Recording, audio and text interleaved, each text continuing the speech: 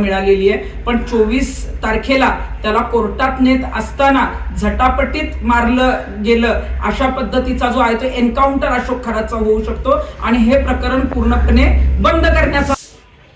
अशोक खरात प्रकरणात 3च दिवसात महिला आयोगाच्या अध्यक्षांचं पद गेलं.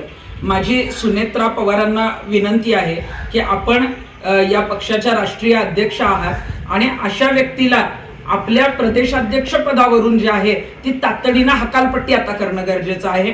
अशोक खरात याचे जे संबंध आहेत ते अनेक मंत्र्यांशी अनेक राजकारण्यांशी आहेत, त्यामुळं अनेकांचं पितळ उघडं होऊ शकतं, अनेकांचे जे आहेत त्याच्याशी संबंध जे आहेत ते पुढे येऊ शकतात. म्हणून कदाचित जे आहे ते अशोक खरातला संपवण्याचा डाव पण होऊ शकतो.